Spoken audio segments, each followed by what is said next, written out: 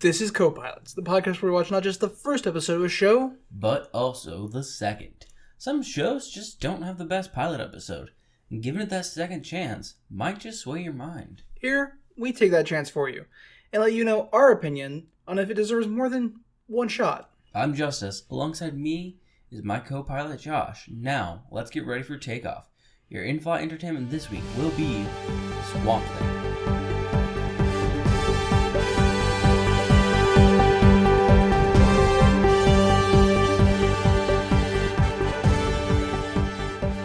Swamp Thing first debuted October 6, 2020 on the CW network, right? Yes, I believe so. That's what it tells me. Well, I hate to break it to you. It's wrong. No. Swamp Thing actually debuted last year on DC's streaming service, and for some reason is being pitched as if it's a new show entirely on the CW network. DC has a streaming service? Yeah, DCU. No, that doesn't sound right. Yeah, I had a subscription for a minute because I was watching Young Justice. I don't understand why we don't have a subscription to that thing. Like, wasn't one of their selling points the Titans show? Yeah, and then the show with No. Beast Boy's old crew. I can't remember the name of them. Doom Patrol. That's it. Doom Patrol. Yeah, the one where they shoehorn in cyborgs. So we have two robot-based men who are going through the same life crises.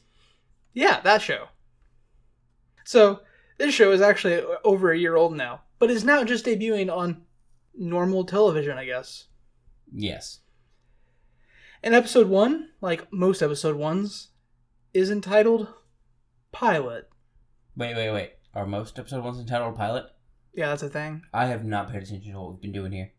Yeah. So you see, the first episode of the show is called a pilot, and so we are the co-pilot reviewees. Review the pilot and the second episode. So two. is the second episode also Pilot? No, that's just a gimmick that we do.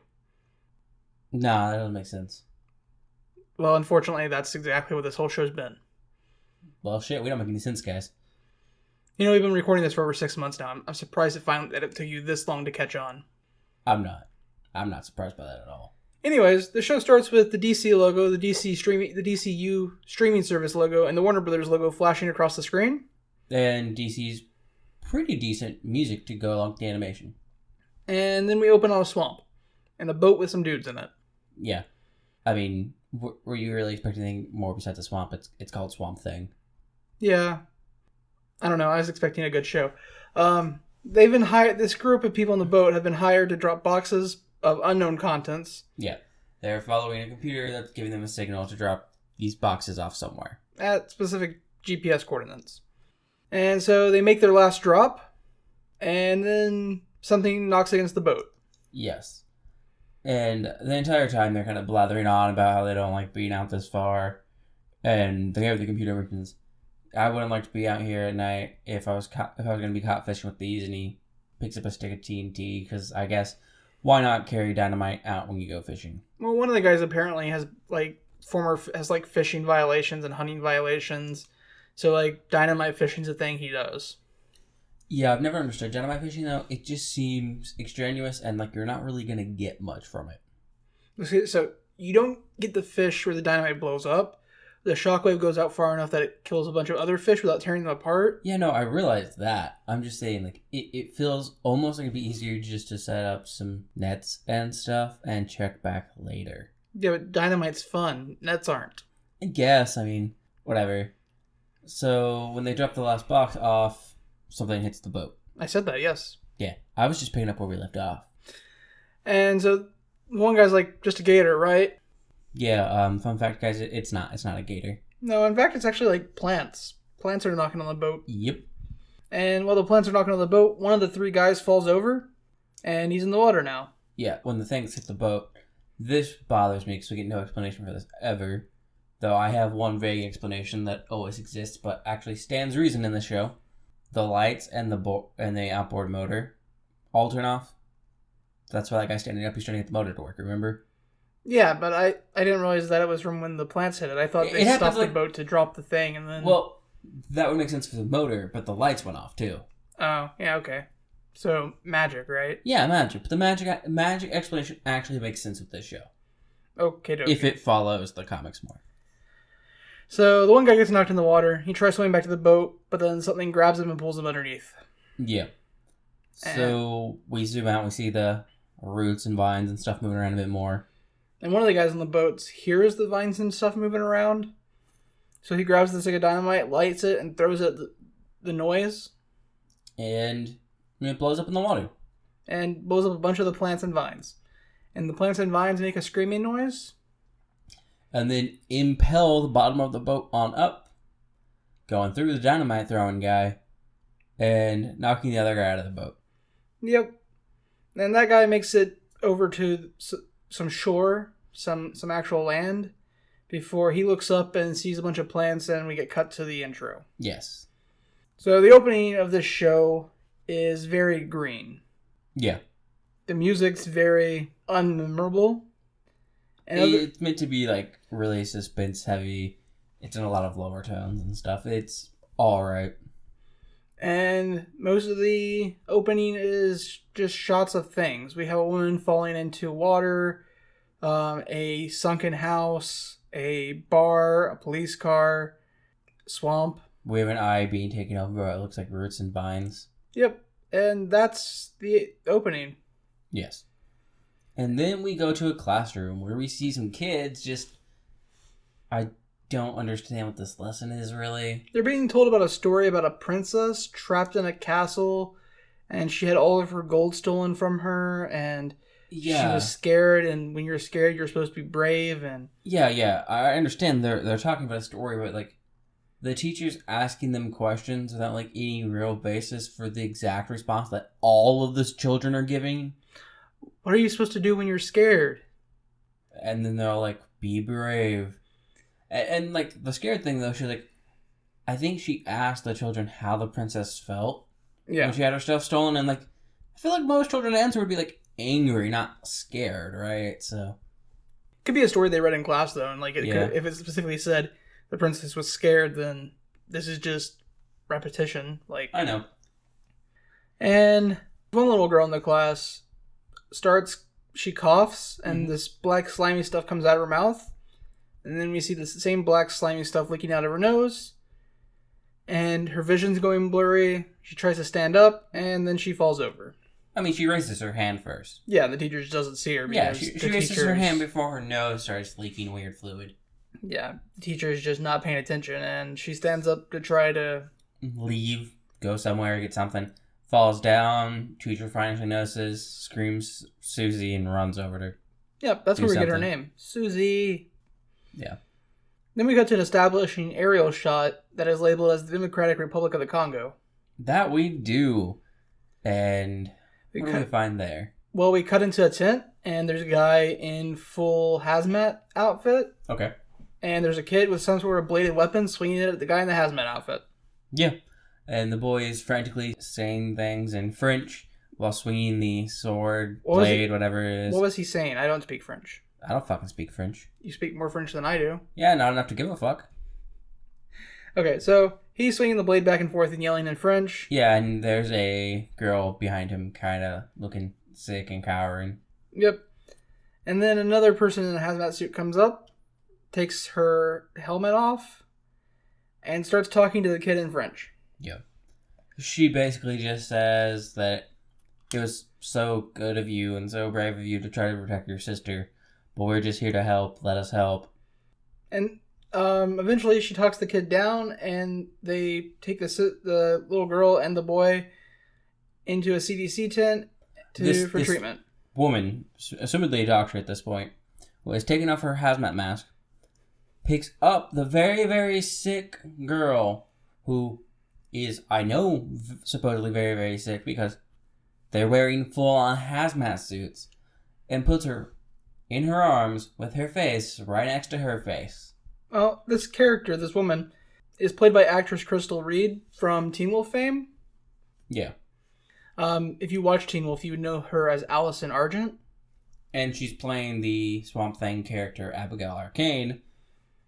And she's very bad at following. I mean, honestly, all the doctors we see in the show are. Yeah. I actually have a note. She's terrible at following PPE requirements. Back at medical camp, Abby and colleagues are talking about how she risked her life to save the girl and risked hemorrhagic fever. And then I have in brackets, show illustrates that these CDC standards are entertainment standards, not actual medical standards, just based on how this interaction proceeds. Yeah. Because she is out of her hazmat suit now. She's wearing a different pair of gloves. No face mask or anything, talking to this other doctor. And so she is right next to him, which means she's breathing right on him, exposing everything. And she's talking about how she will get all these tests done and everything because she exposed herself to possible hemorrhagic fever. Yeah, and she's just like, I'll get the proper test and paperwork and all that stuff done later. And I'm just like, you're walking through the medical camp you have here. She is currently a potential vector for the spread of this illness, and honestly, she should be quarantined away from the rest of the staff. If I knew this wasn't just the way television shows operate, I would already assume Abby's character, this person's character, Abby, was comic book Abigail Arcane when she's fucking evil because she is like a representative. She's not the Avatar of, but she does deal with the black, the rot, all that disease and death and stuff. I would assume she's just doing her job, spreading deadly diseases, killing things off. Yeah, so as her and her partner exit the tent after she's like, I'll get the test done, don't worry about it, he tells her that there's been a call from Atlanta and that there's a situation brewing in the States that needs some looking at. Yeah. So he hands her this folder and she appears to have like a flash of recognition on her face.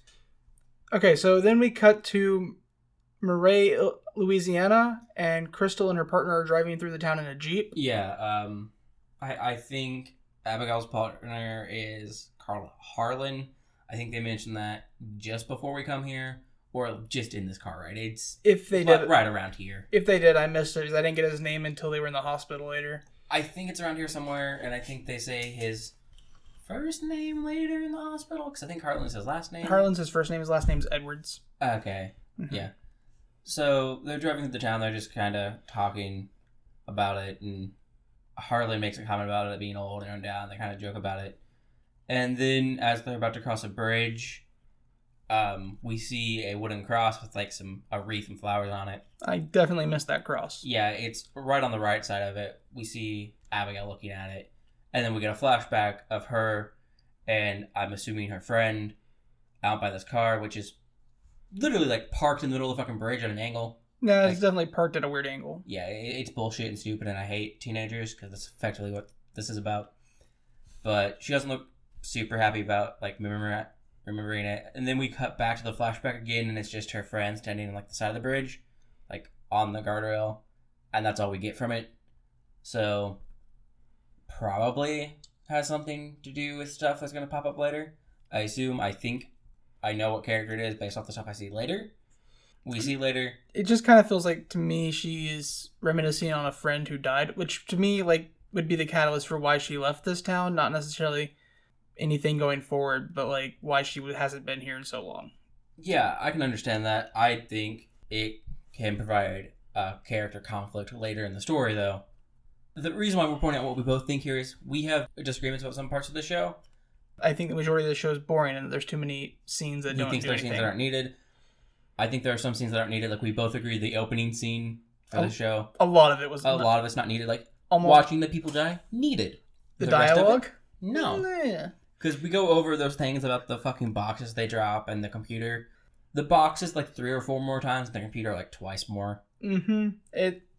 Anyways, we cut to the hospital now, where the head doctor of the hospital is filling them in on what's going on. Yeah, they have 4 patients. 4 patients infected, the most recent one coming in this morning, and the first being the little girl from the other scene. Yes.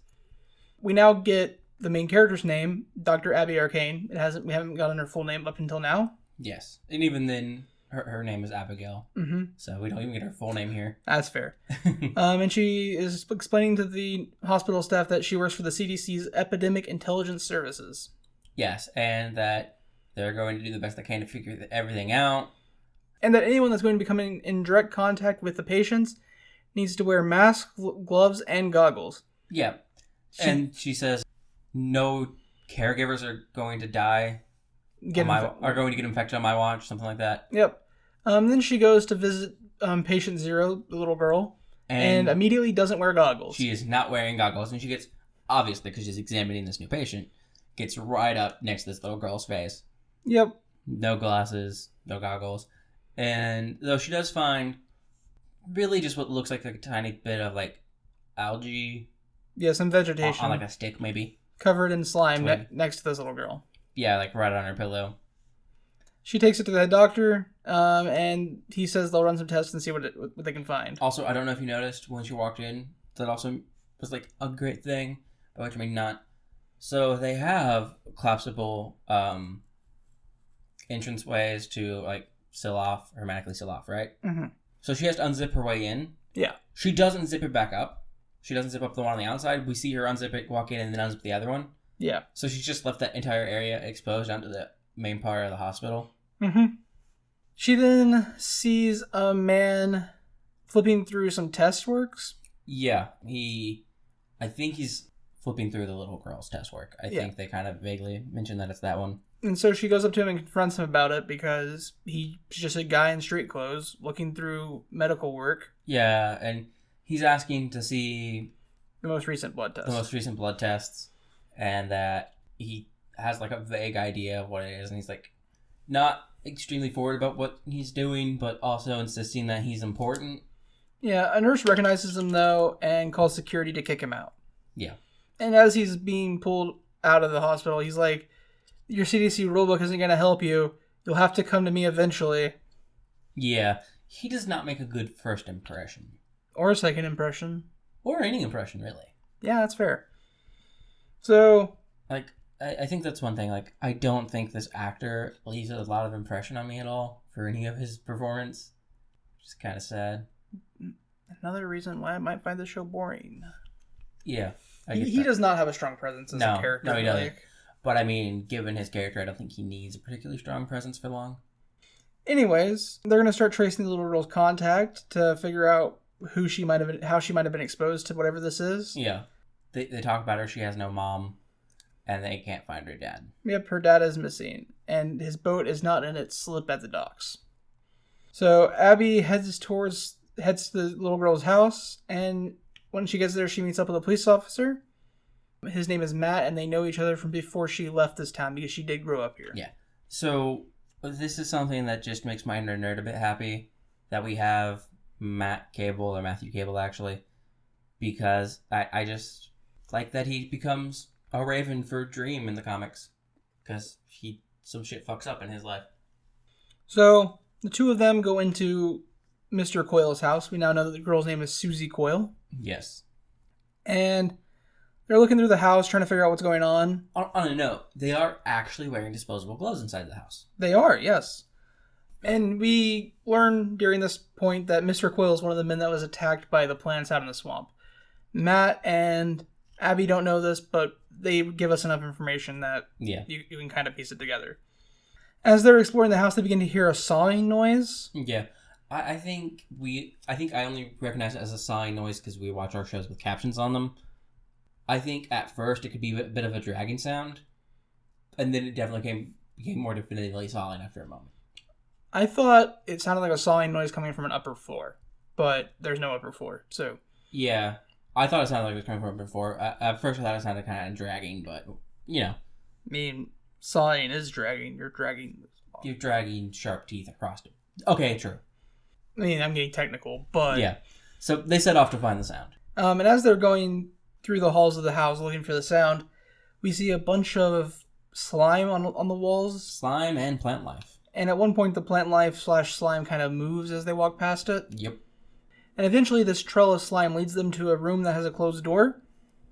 And they yell several times for Mr. Coyle. But nobody answers the door, so they bust into the room. And it's the guy from the hospital sawing a piece of floorboard. Yeah. Yeah. He says he's collecting samples. Yeah, they freak out, ask what he's doing, even after he says he's taking samples. And then he's like, I think you've missed the main thing, and points to the other side of the room where... Points behind them, and it's in another room, an ensuite bathroom. Yeah. And we find Mr. Coyle. He's got his hands on the sink counter. And he's kind of hunched over the sink like he's kind of staring into the mirror. But more importantly, he is completely covered and filled with vegetation. Yep. That probably is the more important part. I mean, he's standing there. That's important. He's alive, yeah? Yeah, I don't know about you, but when they first walked into the room, because he was so hunched over, it just looked like a black shape, almost. Yeah. I thought it might be Coyle, like, trying to cut off some roots or something from him. I didn't know what was going on. Yeah. And so, we cut to the outside of the Coyle residence, and a police officer is interrogating a man who we now know as... Alec Holland. Alec Holland, yep. Yep. And Matt and Abby are talking about what's going to happen to Alec because... He broke into a place, and Matt seems intent on arresting him. Yep. They don't end up arresting him. In fact, as Abby goes to leave, Alec breaks off from the cop that he was talking to, which seems weird. Like, he just stops the conversation with the cop to run after Abby. Yeah, like... I don't think you get the luxury of just walking away from a cop that's interrogating you because you broke into a house with a dead body in it. Like, it might be a more believable situation if Matt had walked down there first, be like, hey, we're fine, we're not going to do anything with him. But no, Abby walks away from Matt, and then Alec walks away from whoever his officer was. It doesn't make sense. Anyways, he introduces himself to her, and he talks about how he was hired by Avery Sunderland. Yeah. And that he's investigating something that might have to do with the illness, but she's going to have to come to Sunderland's lab to look at the abnormalities he's found. Yeah. He does mention what his field of study is, though. He studies plants, and he's a biologist. Yep. So Abby agrees to go check out the lab with him after he's like, it could really help you. I think I have some stuff that could help this abnormality looks like it's linked to your illnesses. So she agrees to go out on the boat with him to the lab because the lab's out in the middle of the swamp. Yes. We find out here that he's investigating biological abnormalities within the swamp for Sunderland. Yeah, that has been what he's hired to do. Yep. They get to the lab, and it's kind of raised off of the swamp. You have to climb a ladder up into it. Yeah. And we find out that Alec has a dog. His name is Garu. Which is somehow tied to werewolves, but I don't quite remember how. Lagaru is like giant wolf monster that terrorized a city in France. I don't know. I don't think the dog has any meaning. From my odd knowledge of DC, I know that Swamp Thing's dog is originally called Mutt. Okay, so I got nothing here. I mean, I just like the naming because... Oh yeah, they're enough swamp and its name is Garu. Oh no, I really like the naming because the main character, Abby Arcane, played a character named Allison Argent in Teen Wolf, and the Argent family were the family that killed Lagaru, which was the giant wolf monster that was terrorizing the city in France where the Argent family is originally from in the 1400s. Okay, you can have your own weird, nerdy knowledge and love you enjoy from that, I guess. I just know the dog was originally called Mutt. And I know now it's called Garu, and it's... yeah. So he shows her this abnormality that he's found in the swamp water. It's this goldish liquid that separates from the water when you do science to it. I mean, clearly he put it in a centrifuge. Yeah, when you do science to it, the water and the goldish liquid separate. Yeah, I guess we can just refer to it as science stuff. Look, we don't know for sure that was a centrifuge. They never explained that, and He took it out of a centrifuge! I've seen the machine before!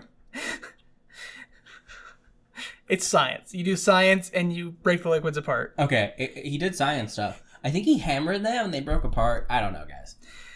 And then he's like, look, this is what this abnormalic fluid does, and he takes a small sample of Spanish moss, sticks it in a container, and then puts 3 drops of this abnormality, which I'm going to start calling accelerant, onto the moss. And this is what I'm going to call it accelerant.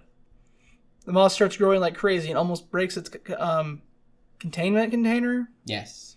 Before Alec hits it with what seems to be nitrogen. Yeah. Mind you, he does have a slow response time because he's just staring at it in fascination. Yeah. We also learn here that he's been in the swamp for about 7 months now, mapping out where this... biologic accelerant that appears to only affect mutagens can be found in the swamp, yeah. Yeah.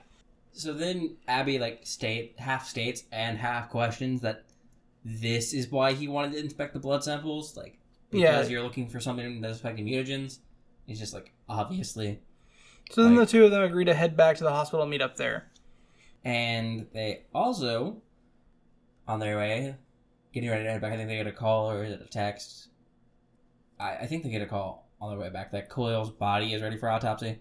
Oh yeah, that's right before they agree to go back. Yeah. And they plan to meet later because first he goes to a town hall meeting.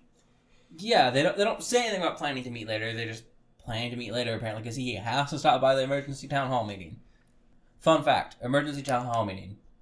What do you think is going to be the general consensus or state of feeling for most people in an emergency town hall meeting? Worry, panic, concern. You brought up the money with all of those. People are feeling all of those emotions. And the mayor, of course, has no fucking control of the situation. So, we immediately have to cede control over to who? Avery Sunderland. Exactly. But the rich guy hold on. There's a guy in the crowd, and he is my favorite character in this first episode because there's the CDC's doing everything they can to figure out what's wrong and stop the spread of this illness. And the guy's like, we know what's wrong. We know what the spread of this illness is. The swamp is angry. It's the swamp getting payback or something because he talks about how people are coming in, cutting down trees, dumping stuff. The swamp is angry. I mean, his statement sounds like bullshit. Keep in mind, this is a swamp thing, though. Yeah, no, 100%. The swamp's not angry enough yet, though. No, see, it's funny because it's so stupid, but in this one instance, it's the type of stupid that is true. Yeah. In any other show, this guy would be a fucking moron. But in this, he's actually a secret genius. He's like, it's the swamp, it's angry, and everybody's like, what the fuck are you smoking? And he's like, no, I've seen it. Magic swamp shit. Well, I assume he's smoking marijuana affected by the biologic accelerant. Yeah, then Sunderland kind of wrests control of the town hall meeting, and he's like, look, if you guys don't have money for doctors, talk to me. I'll take care of it. I've taken care of this town for all these years.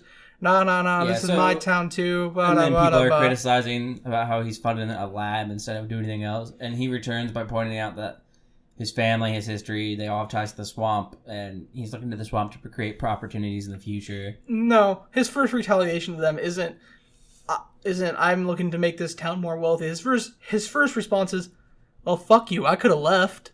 No, that's the second one. That is the second one. Because his first one ends with that whole, a rising tide still raises all the boats. And then one guy, I don't remember what, says some dumb shit. Well, fuck you, I could have just left, you know? And then his final response is, yeah, but this is where my dad died, and where my wife, and where my daughter died. And, if I were any of you and so much younger, I'd get back to work. Because, of course, leave it to the rich pieces of shit to establish you should work. I don't have to, but you should. Capitalism, at its finest. Yeah. If he was 20 years younger, he wouldn't fucking be working. He'd be rolling around in his money still like an asshole. Yeah. Then, after the meeting has finished, Alex speaks with Sunderland. He kind of meets him in the crowd. Yeah. And he's like, did you get my email about my findings? The findings of today? And Sunderland's like, I got your email. Yeah. But what the fuck are you doing? I fired you 2 weeks ago. Yeah, my main question here is, if you fired him 2 weeks ago, how the fuck is he still getting in the lab? Did you not take the keys back? Nothing? Because he has a dog in the fucking lab. Yep. It's funny because up until the next episode, I honestly just thought he lived in the lab. Yeah, I had the same too. Mm-hmm. So at first too. But the two of them kind of get into an argument. Alex is like, whatever this abnormality is, it's causing mutagen growth at an exponential rate, and it could be causing this sickness. And Sunderland's like, this town's seen sickness before. Sickness ain't nothing new. We survived the outbreak in 86, we survived the outbreak in 92, and we'll survive this one too. Yeah. And Alex protesting stuff. And Sunderland responds, this town doesn't need a panic. And Alex responds, doesn't need an epidemic either. I think he says a pandemic. He says epidemic and panic. Pandemic. Okay. An epidemic can be just one town. Yeah, I know. I thought it was a pandemic just because the words fit closer together and a call and response sort of formation. Yeah, it's still a nice little comeback. Oh yeah, no, I definitely enjoyed it. And then we kick over to the morgue, where, of course, how do we know we're in the morgue? We have to see the dead body up close. Yeah, it's Mr. Quill's dead body. You know, the one that's half tree, half person? Yeah, the thing that bothered me most about his body, though, is these plants inside his body are oddly moist because his body looks waterlogged. Like you just left his body in water for a few days. I mean, we don't know how long he was in the water before the plant walked him back to his house. That is true. And honestly, I guess if the plants grow at an accelerated rate, they might absorb more water at an accelerated rate. They would have to grow. We also don't even know anything about how he got back to his house because his boat's still missing and he is filled with plant. I mean, maybe he used pass-through plant. I heard plant people in DC get that as a power. So my D&D joke, whatever. Alec walks or my in. D&DC joke. Your D&D joke was terrible. It doesn't explain how he got to his house. There were trees right on fucking side. But it doesn't explain how he got in his house. Because he obviously can't pass through plant. You don't know this. Anyways. Alec walks into the morgue. Where Dr. Arcane is starting this autopsy. And he calls her Dr. Arcane and she's like, name's Abby, not Dr. Arcane. Which, no, her name is actually Dr. Abigail Arcane. Yeah. She went to school for 8 years. She gets a doctor. She does. So while she's doing the autopsy, Alex sets up a testing area to test the new samples that they're going to get from this body. Yep. And she pulls basically the first sample she can out of the body and gives them to Alec. And he starts testing them. And I don't like how he tests them. Because he takes this accelerant and drops a drop. And another drop. And another drop. You think he would just start with one drop, see if anything happens, and go from there. Yeah. But he's like, just gonna keep squeezing until something happens. There is one thing we learned that kind of, I guess, sets how important it is to figure something out soon. And that is that while the drugs that they're prescribing to kind of offset this are somewhat working, they're not helping a lot, and they're not helping Susie at all. Yep.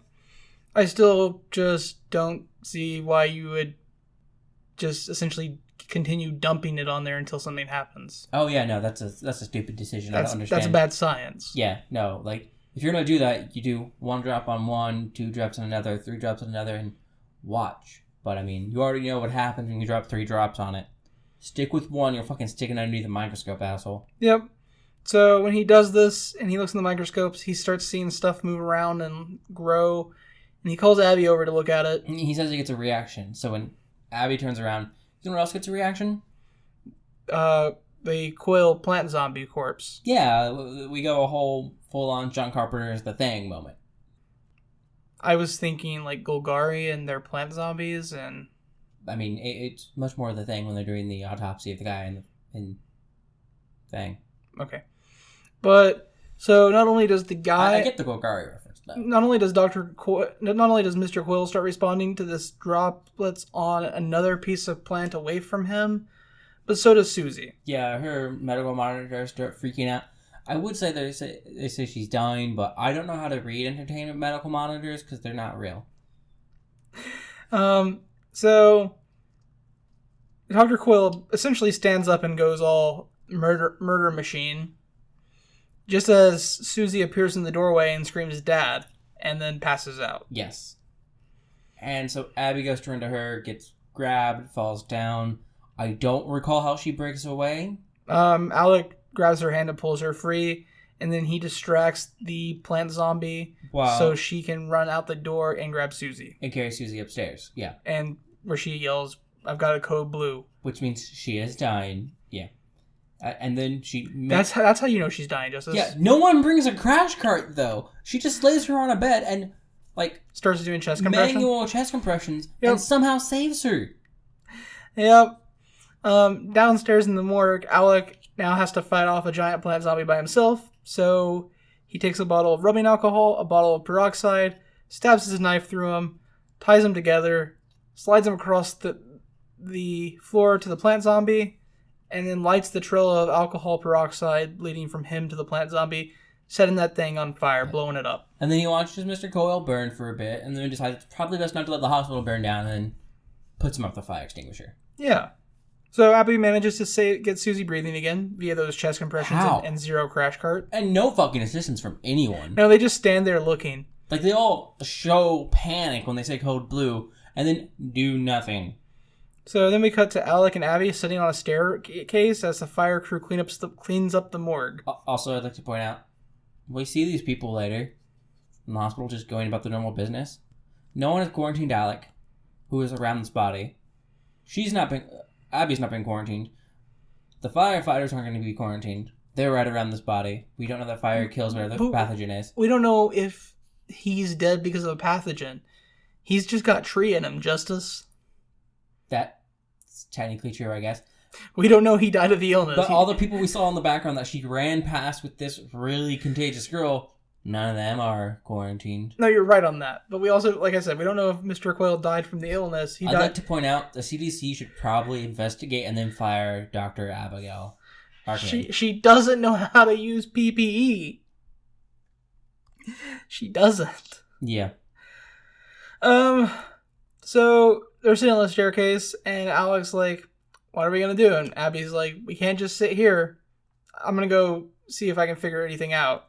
And Alec's like, does that... And she turns to him and she's like, come in with me. And he's like, does that include bourbon? And she kind of looks and she's like, actually? Yeah. Yeah.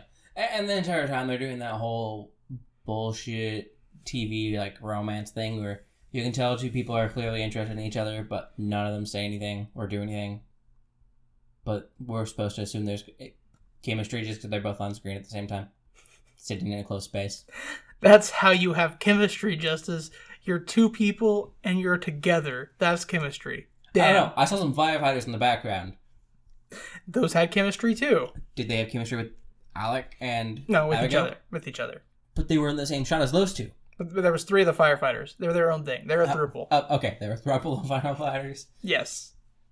All right. So they go to meet up with one of Abby's friends. Yep, they go to a bar called Delroy's, and they're looking for a reporter friend of Abby's who might know why Quayle was in the swamp. Yes. I don't know why she thinks her friend might know why Quayle was in the swamp, but... Here we get something that makes me happy, and then they expand upon it a bit more, but this is the first moment where they mention Xanadu, also known as Madame Xanadu, who is another DC Comics character who... I love the more magic-y stuff from DC, because it's more entertaining, so I'm just happy to get references to it.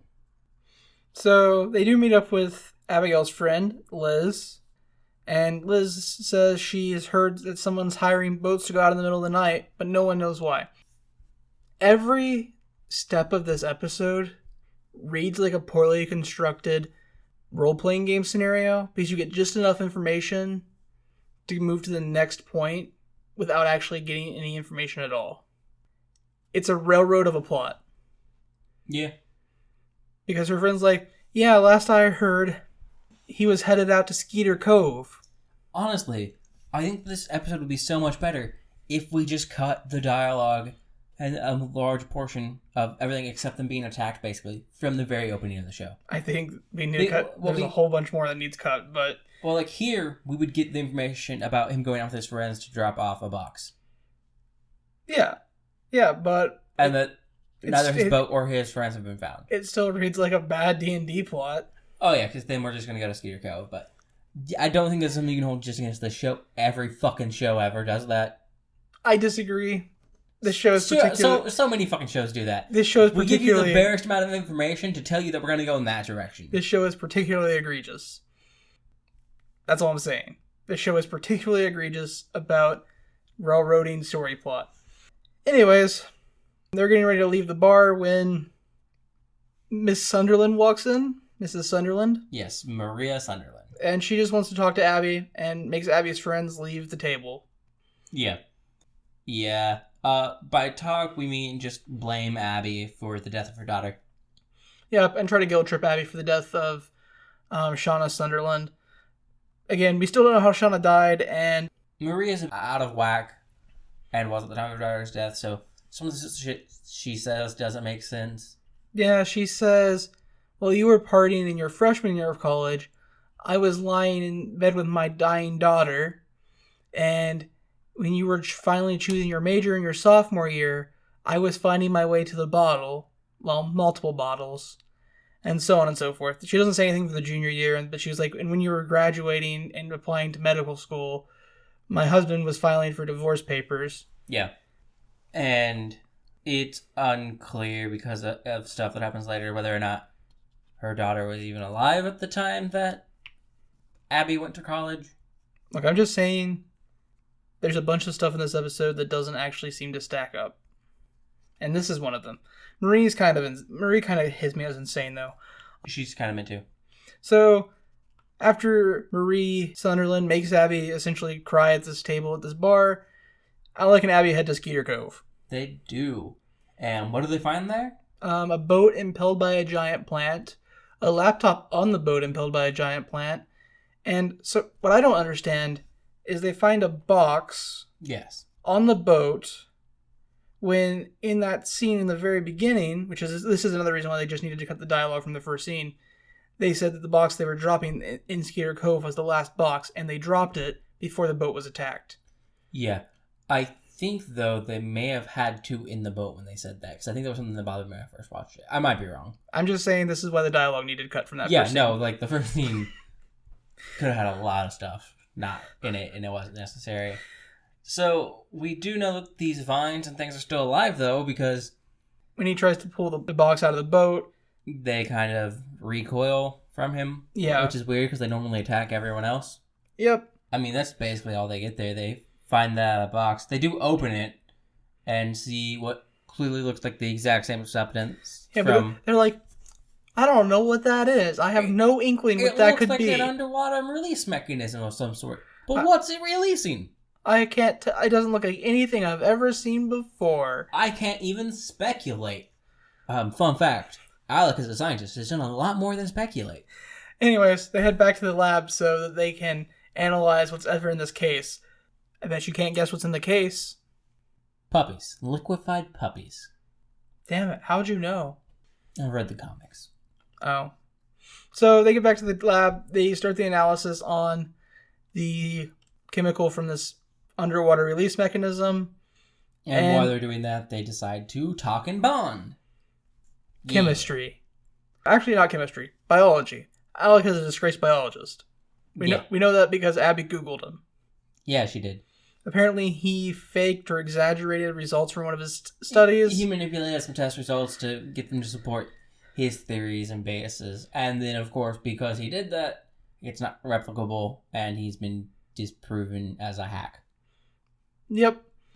And then she starts talking about her friend Shauna, she was best friends with when she was growing up. And then the analysis finishes, and she's just like, you know what? Never mind. And Alec's like, whoa. You 2 said, days before... What? No. 2 days before you graduated high school, what happened? You can't just stop there. That's not fair. And then she's just like, I killed Shauna. Yeah. 2 days before we graduated, I killed her. Shauna's the daughter of the most powerful family in town. Yes. And it doesn't seem like this would be secret knowledge, because obviously Marie blames you. So if you actually killed her, there's no way you're not in prison. No. It feels more like a guilt thing. I'm just saying. Which would tie to a flashback earlier when you see Anyways, a bridge that strikes up a memory about a person. The chemical in the box is the same biological accelerant that he was already finding in the swamp. Could you imagine that? Wait. So it's getting released into the swamp and then dispersed through the swamp? And then he's finding it in the swamp water. But how is it being dispersed through the swamp? Because the boxes are a dispersal mechanism. No, they're a release mechanism. They said nothing about dispersal. So it releases it into the water, but how does it go from that part of the water to the rest of the water? How does water work? Anyways, yeah, it's the same biological accelerant that he already found. Which means somebody's purposely putting the biological accelerant in the swamp, and that it's not just naturally occurring like Alec had originally been speculating. Yeah.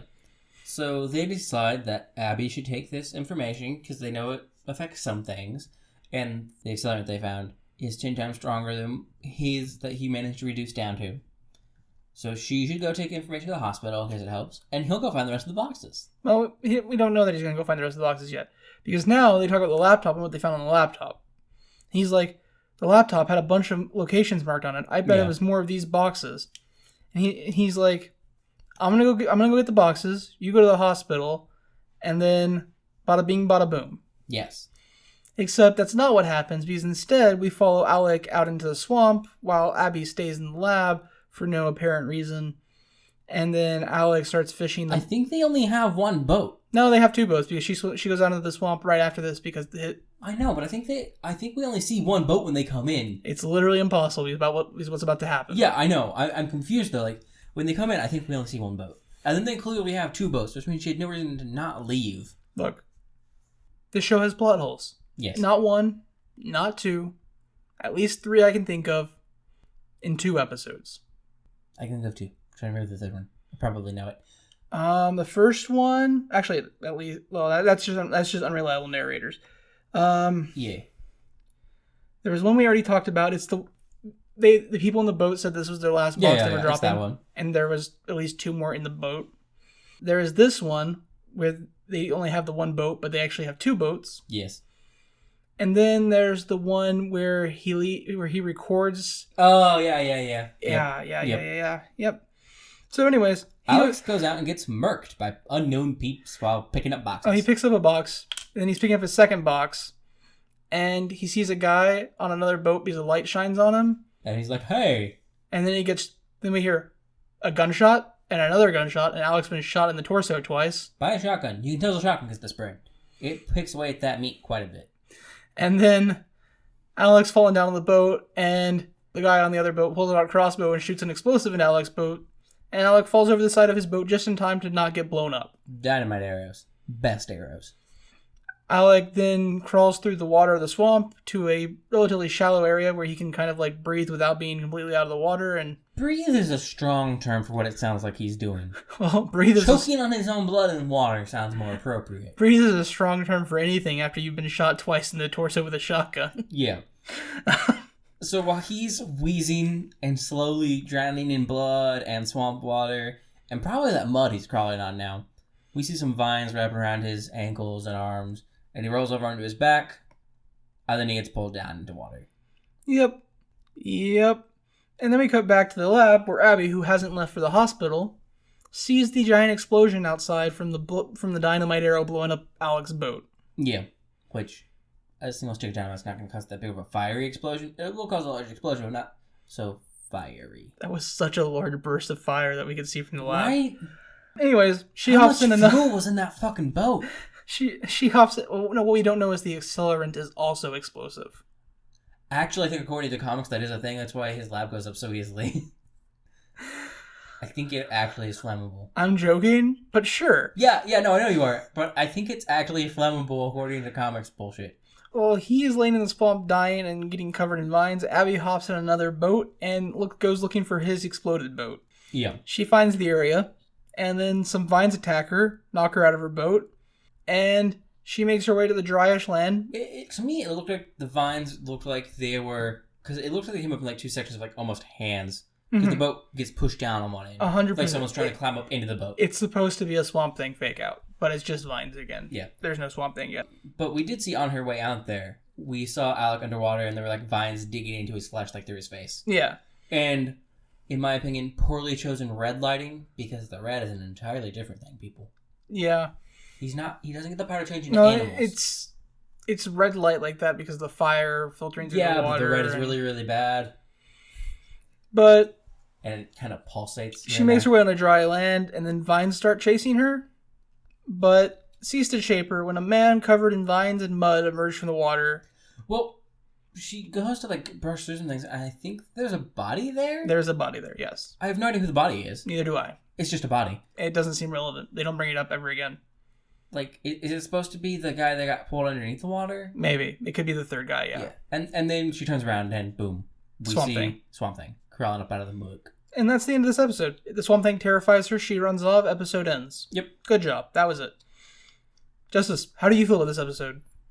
I mean, I like the nods to other dark DC characters just because they're not in other DC stuff. Like, when we get nods, it's never about the cool characters. It's about the shitty characters that no one cares about.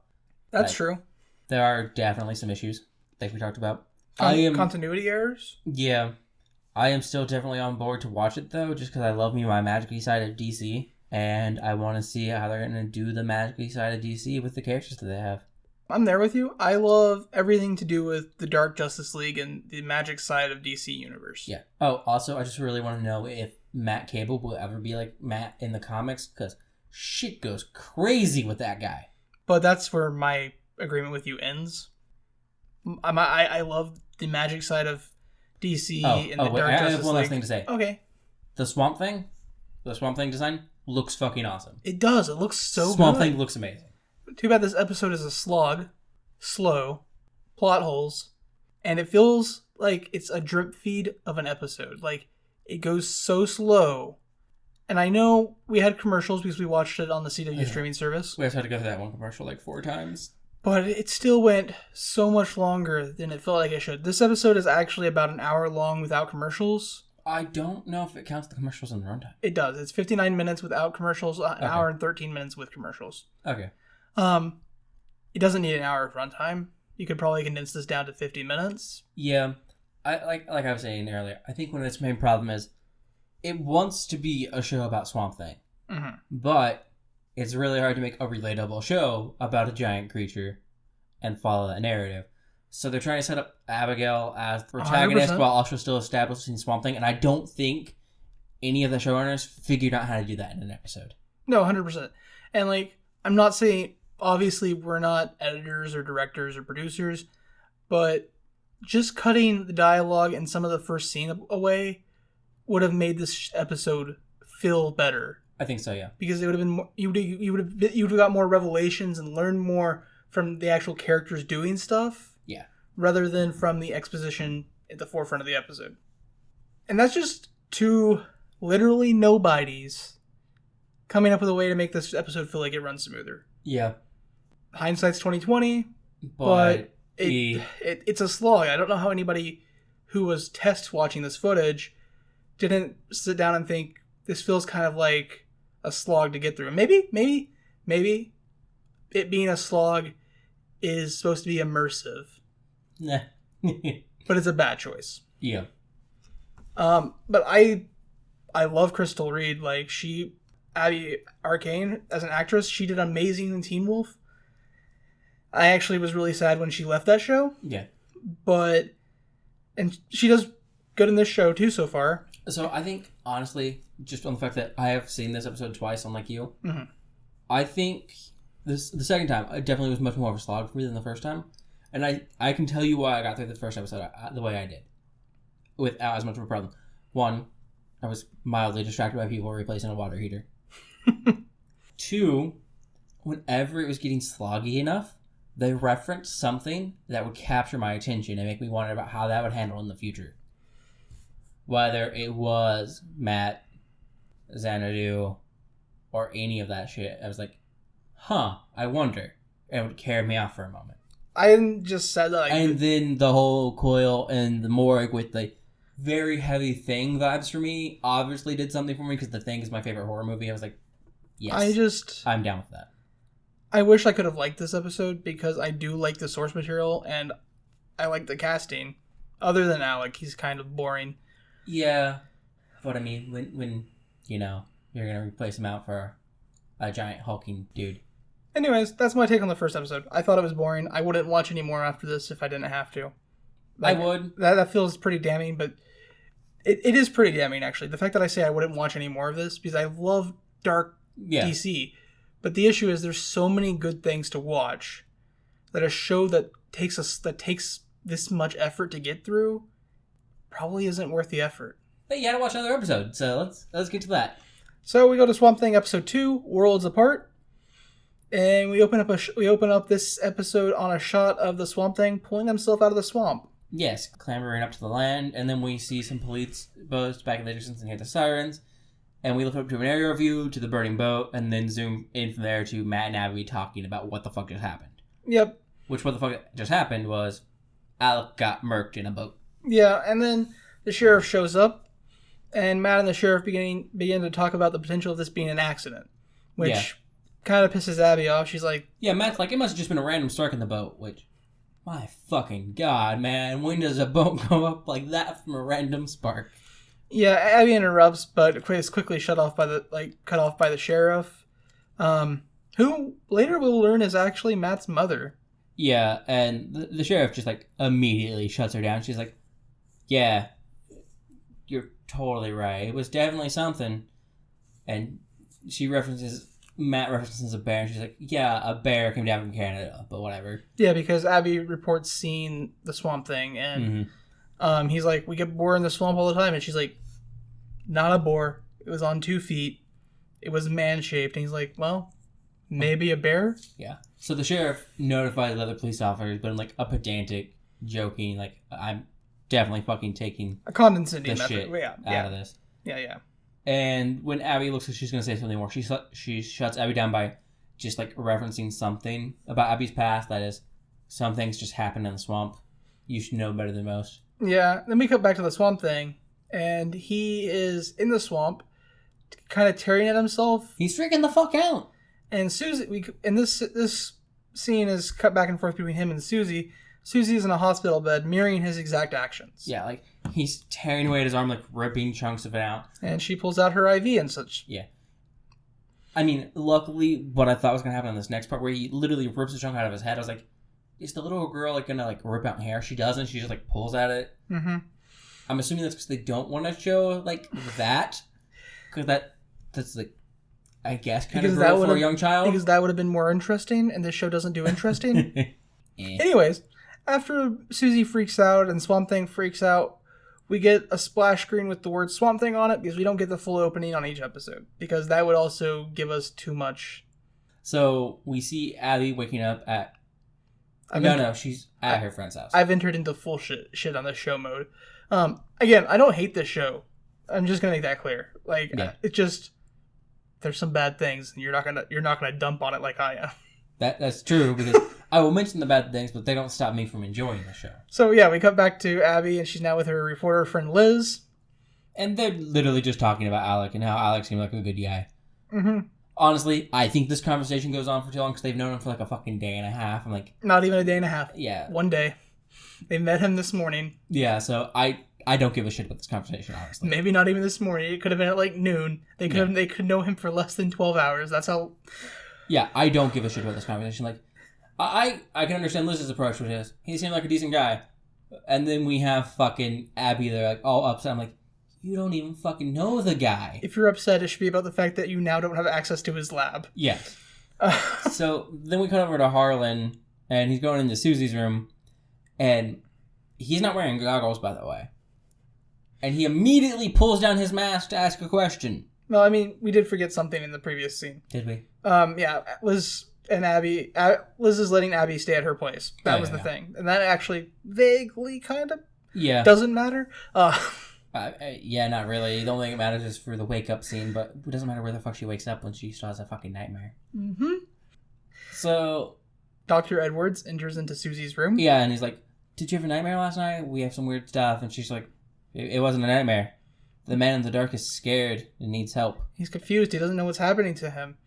And Edwards is like, yeah, that was a dream. You need some rest. Go back to sleep. I'm going to leave right now and not zip this back up. Yeah, and then the camera focuses on a tree tapping against the glass.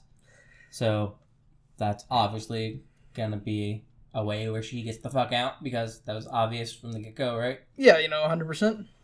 So then we cut to Sunderland, Mr. Sunderland, tossing and turning in his bed, and he wakes up and his wife is missing. So he's kind of fast walking around, I guess. It's hard to tell. He's old. I can't tell if he's walking at a normal pace or a fast walk for an old man. Yeah, he ends up finding Marie in their daughter's bed. The two talk for a moment about their dead daughter, and then he leaves, and this scene does literally nothing. I mean, the mother insinuates that she cares more about their daughter than he does. Cool. I mean, that's like the only thing it does. It does nothing for the scene. Yeah. I mean, it does nothing for the show. Like, no, it just sets the fact that she's sleeping in her daughter's room for. Which she already said she does. She said she did. So this implies she's relapsing because Abby's here. It kind of does something. I just don't think you give enough fucks at that point. I just don't think that that's important enough to like. I mean, it shows a deteriorating mental health. Okay. That's my take on it. Like, I think the next Marie. I don't think we need as long fucking walking around or them talking. I think the next scene sets up Marie's mental health declining well enough. But yeah, I think so too. But I think I think that just goes to it. I don't think it's as necessary to it, but I think it does. I don't think it's completely unnecessary. So then we cut to Abby laying in her bed, and her phone rings, and she reaches over for her phone, and then a zombie hand grabs her, and it's an undead Shauna calling Abby's name, and then Abby wakes up, and her phone's actually ringing, and it's Harlan. They have new patients. And they have a fucking epidemic. Of course, they have new patients. And Susie had a nightmare last night. Yeah. Yep. 2 new patients. We're up to 6. Yeah. So Abby goes to get coffee. And she meets Margot, Liz's girlfriend. Yes. And it's just a morning of banter before she leaves. Like, it's nothing important, mild banter. I have to assume Margot and Liz are more important in future episodes, or this scene also does literally nothing. I would assume so. Like, it's early in the show. I guess they're just trying to introduce as many people as they fucking can. No, 100%. Like, I didn't call this scene out for doing nothing like I did the previous scene. Yeah. Like, in my notes, I don't say this scene does nothing. Because I think we're actually introducing characters here. Like, 100% okay. And then Liz and Abby are talking, and Abby's trying to figure out what the fuck she needs to do to get information about Alec and Alec's research. She asks Liz if she thinks his murder was an accident, if his death was an accident, and she's like, I'm a reporter. I'm suspicious of everything. Yeah. And she's like, well, I need to get into his lab. And Liz is like, well, police are there. And Abby's like, yeah, but there's somebody I can talk to that can fix that. His boss, and Liz is like, Sunderland's a manipulative asshole. You know that. Yeah, Liz says this is a bad idea. So we immediately cut to Abby pulling into Sunderland's estate. Yep. And Sunderland, unlike his wife, seems happy to see Abby. Yeah, he's so happy to see her. He gives her a hug. He asks her if she wants anything to drink. Basically, from the get-go, is trying to stop her from doing CDC work and job stuff. Yeah, she's like, I'm here for business. And he's like, yeah, but first, I need you to sit down.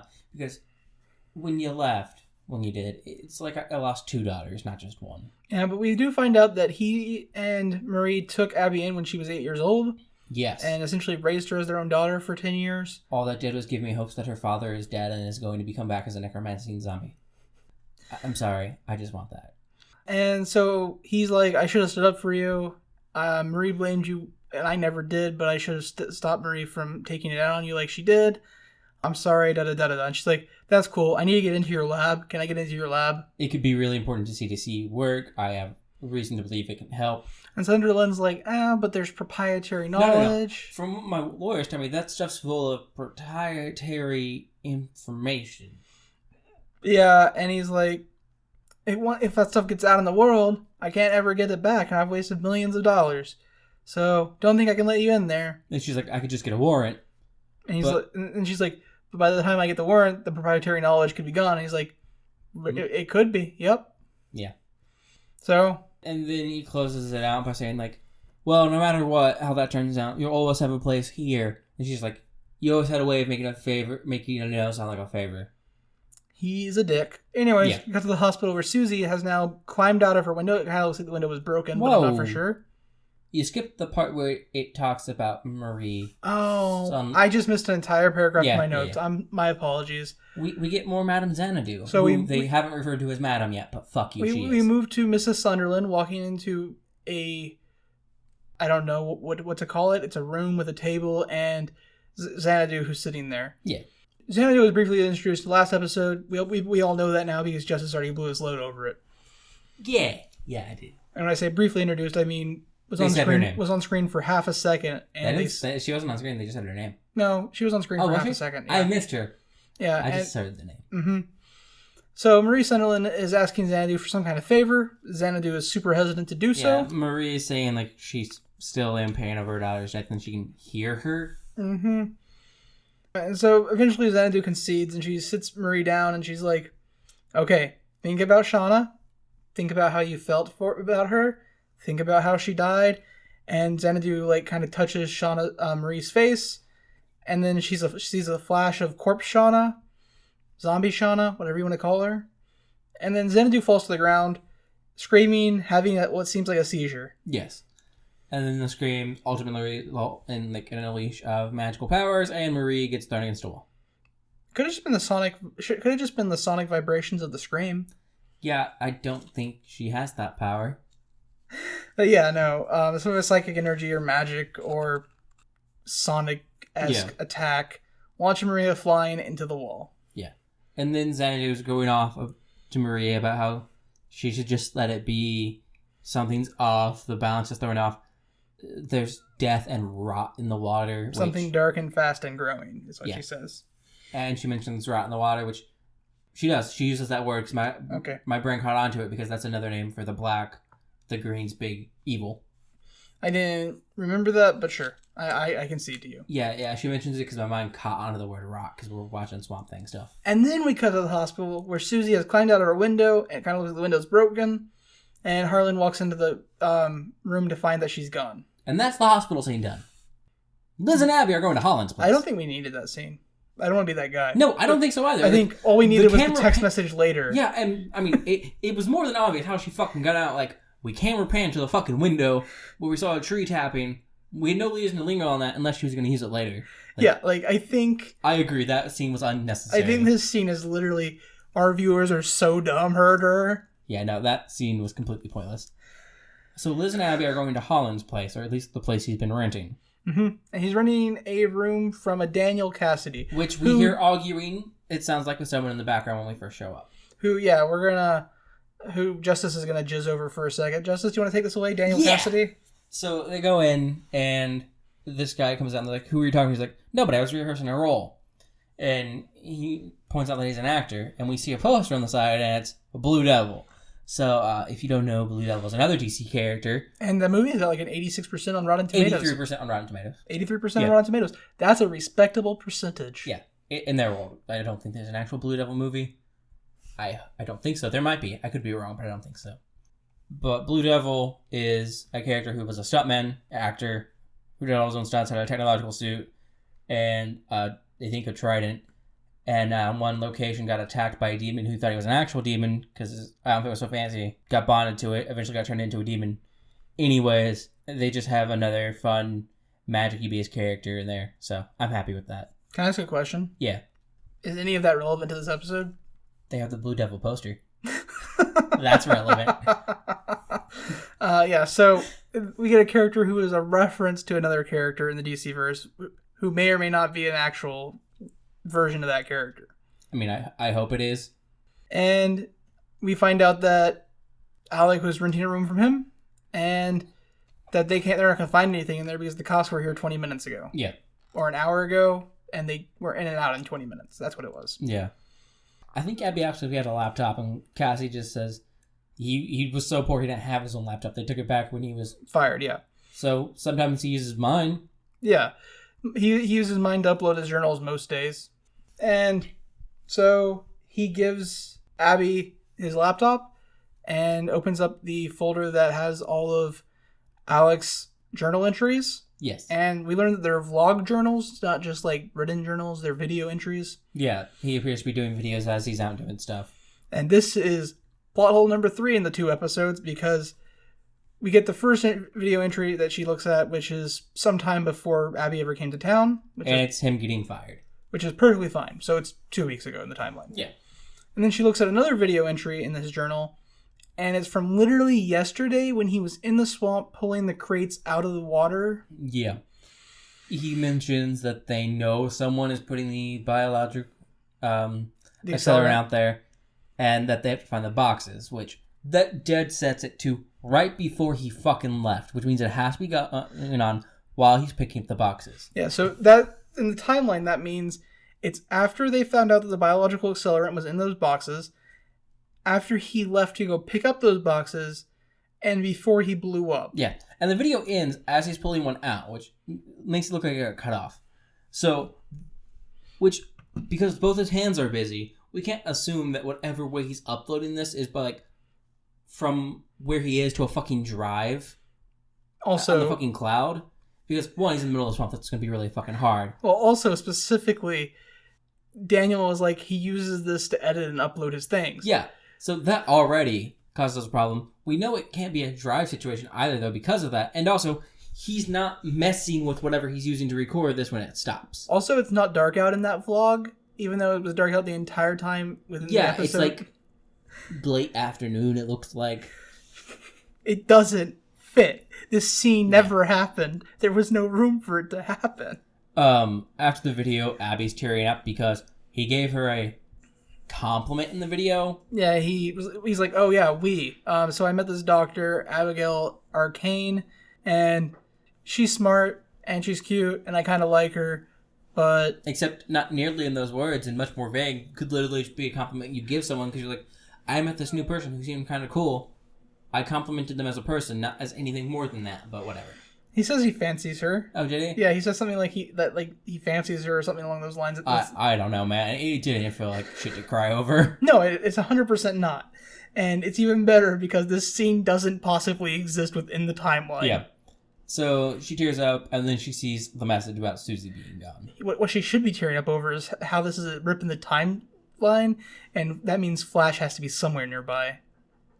Maybe that's what happened, Josh. Maybe they're already setting up to put Flash in Swamp Thing. I hate this scene so much because... That's also why there was an extra box on the boat. I hate you. I hate you so much. So we cut to a couple getting out of a car outside of the Sunderlands, and we learn this couple is the Woodrows. Okay. So Jason Woodrow is also known as Floronic Man, or Plant Man, and he's partially responsible for Poison Ivy even having plant-based powers. He becomes a plant villain. Yeah. Okay, so we meet You this thought I was done with that stuff. We meet this couple, the Woodrows, and we learn that the husband of the couple, Dr. Jason Woodrow, Floronic Man, is the one who developed the accelerant. They've been summoned to the Sunderlands, though, because Mr. Sunderland's like, hey, you bitches, your stuff is causing people to get sick. Fix it. Yeah. And Dr. Woodrow is like, nope, not possible. Oh, yeah, well, like, the entire time up until he got to talking to Sunderland, he was, like, bad-mouthing the guy, talking about how he's basically a fucking idiot, and his wife is constantly telling him, don't talk down to him, don't insult him, he's giving you money, don't be a dick. We also learn why they made the accelerant here, though. Is to make the trees and plants in the swamp grow faster so they absorb more of the water, so the land isn't bogged down with water and it's more available for development. And honestly, such a stupid reason. Yeah. Anyways, Dr. Woodrow spends this entire scene claiming that the accelerant can't make people sick. And Sunderland just assures him, if I fucking go down, you're going down with me, bitches. Yep. We cut back to Abby and Matt. They're talking about Susie having gone missing. And they get a call from the docks where a dock worker found her hospital wristband. Yeah. So she may have gone to the dock. So then we see them at the dock. And we find out that Susie stole away on a game warden's boat. And gang, I guess where the game warden's boat was headed. I don't even know what it's called. Skeeter Cove, right? That's right, viewer, listener. It was Skeeter Cove. Where her dad's boat is. Oh my. And the dead body. Yeah, and the dead body. More importantly, though, we actually cut to the game warden's boat, and there's an announcement coming over the police band on the radio. And the game warden just turns off his fucking radio. It's like, Susie Cole's gone missing, and she's suspected of being, and he's like, click. Because, you know, if he had actually listened, there'd be no plot. If he had stopped and been like, oh, yeah. Susie Coles is suspected to be on a game warden's boat that left the docks. Idiot plots, baby. He'd be like, oh, she's probably on my boat. I should look around and take my boat back. Yeah. But no, he turns off the radio because he's a terrible, terrible member of law enforcement. All members of law enforcement are terrible. ACAB, fuck you. Is a game warden a cop? Game warden is a cop. They're the worst kind of cop. Okay. They don't even enforce laws that matter, Justice. Yeah, no, I've heard them, like, bitching about pointless shit before. For everything I know about my time living in rural Indiana, a game warden's more likely to abuse their power than an actual cop is. Oh yeah, no, I know a guy who like sold a small strip of land to the government so they could put telephone poles there, and he was handicapped, so I'd be like, I gotta drive this 4-wheeler across like 3 feet of fucking land to get to my land on the other side of it, and a game warden stopped him one day because he was driving a 4-wheeler on government property. He's like, I fucking sold you this property. I can't walk across this, and it's like an hour to drive a fucking around it. Anyways, that's me complaining about game wardens and how this particular game warden is a piece of shit. Yeah. Sorry. So he sees some people out in the swamp, and so I'm surprised. He does call this in. Which is weird because he turned his radio off, but he turns it back in to call this in. He's like, and so I ask him if he needs any help, and he's just like, no, it's probably just people going up with the gator limit. So he goes to investigate. Yep. And the people he's investigating are two guys out here picking up the boxes out of the water for Sunderland. Yep. The game warden stops them, boards their boat, starts asking... No, he doesn't board their boat. He pulls up right next to it. Well, the thing is, like it was hard for me to tell at first, too, because we're on the upper half, and it looks like he stepped over a boat. Yeah. Edge. And then when he gets... He might have stepped over and just fallen back in his boat when... Anyways. It doesn't work from the position he was standing. Yeah, so he pulls up next to their boat, and he's talking to them, and he sees the box, and he's like, "What's in the box, fellas?" And the one guy... What's in the box? The one guy is trying to handle this in a decent manner. The other dude just fucking stabs the game warden in the throat with a spear. Was it a spear? I think so. I don't know what else it could have been. I thought it might be like a gig fork. That's a spear. A gig and fork is a spear. No. It's split. It's not just a spear. He gets stabbed in the throat by a long piece of wood with a sharp bit. Yeah. Or two sharp bits. And honestly, this game warden deserves it. He is the reason there's an idiot plot, and I hate him with a passion. Mm-hmm. Although, sad for Susie, who is still away on this boat and watches the game warden get stabbed in the throat. Yeah, this very sick little girl just sees a game warden fall almost directly in front of her face, like legitimately. Yeah. From the way she's hiding, just bleeding out now. So the two guys that were pulling the boxes decide to split up. The one who murked the game warden will stay here and sink the ship. Yeah, we'll take the warden's boat, sink the ship, and dispose of the body. Well, the other guys got to go finish collecting the boxes. Yeah. Before the scene actually changes, though, we see the Swamp Thing nearby open his eyes while he's laying in water. Yes. Oh, and by the way, just so we make sure we establish this, Susie's been on the game warden's boat this entire time. Yeah. If he had answered his radio, this wouldn't be a plot. So then we go over to Abby and Matt, and they're headed into the swamp. And the sheriff is berating Matt because he's putting his trust into Abby. Yeah, she's basically telling him not to get attached. She's not going to be around. She's going to leave after this. It's a bad idea. You've had a crush on her for years. But it doesn't matter. Blah, also, blah, blah, blah. Also, we learn here that the sheriff is Matt's mom. Yes. Okay. Matt and Abby head out into the swamp looking for Susie. Yeah, and they're just talking about how she's here, and Matt implies that she seemed as if she was drawn back to this place because this place seems to draw people back to it. And then he's like, "Hey, you remember when we were kids? Yeah, I had a crush on you." Because, you know, when you're searching for a lost child who's direly ill, you should be going, "Hey, I'm going to confess my feelings for you right now. This is the best time and place for it, 100%. Well, yeah, it's a dangerous moment. He's trying to get that suspension bridge effect on. So, he's like, "But you had to know, right?" Girl's also, and she's like, "No." And that's basically the end of that scene. I kind of hate him after that scene. I'm not gonna lie to you. I kind of hate Matt after that scene. Oh, Guy does some weird shit in comics. I'll talk to you about that after this. The viewers probably don't need to hear it. So we get another moment of the Swamp Thing growling, and then we cut to the guy who murdered the game warden trying to unload the body into the water. Yeah, he's just trying to jump it over. And so while he's doing that, Susie's like, "Now's the perfect time to bail." But she didn't factor in something. When you jump out of a boat into water, it makes a pretty loud splash. Yeah, she didn't time it to go with when he dumped the body over, which is when you should do it. Or she could have lowered herself in gently. Like, nah. That requires upper body strength she doesn't have. Anyways. She's sick. Anyways, obviously he's like, "Oh shit, somebody saw me kill this dude. I better grab my killing spear." No, he grabs a machete out of a box. Oh yeah, he'll just killing spear on the boat. Yeah, so he grabs a machete, and he sees her running on some land after she swam out of the water, and he yells at her and starts chasing her. Yeah. He also abandons the boat and the dead body. Yeah, and then she stumbles into some water and starts headed off to, like, it looks like a submerged, half-submerged building of some sort. And about this time, Matt and Abby find the game warden's boat, and they find the game warden who's been stabbed through the throat and is somehow still alive. Although, don't worry, viewers, he won't be by the end of this episode. There's no way he's alive by the end of this episode. So, while they're standing there trying to figure out what to do, another boat goes zooming by. So Matt's like, "What should I?" And Abby's like, "Go. I'll stay here with him. Yeah. You should go after that boat. Susie might be on that boat." Yep. So we cut to the guy who stabbed the game warden. He's chasing Susie. Yes. And he chases her right into that abandoned house.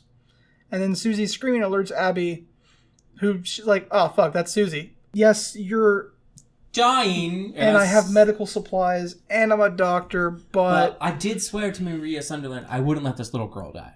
So I'm going to go save her. You bleed out. It's okay.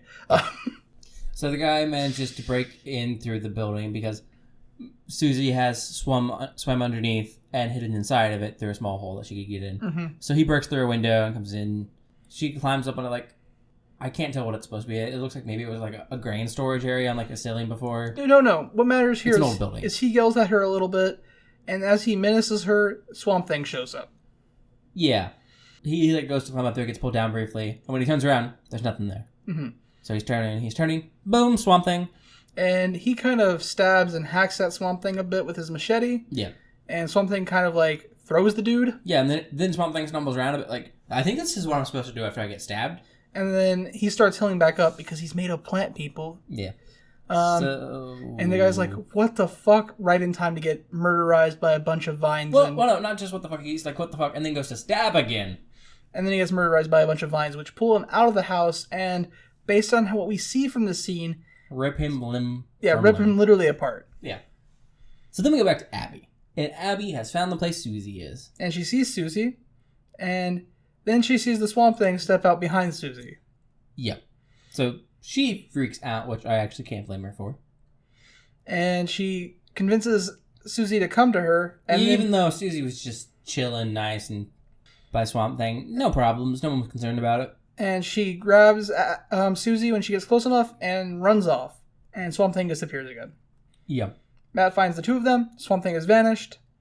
And we get a cut back to the Sunderland home. Where Maria is once again in Shauna's room. And we see Mr. Sunderland walk in.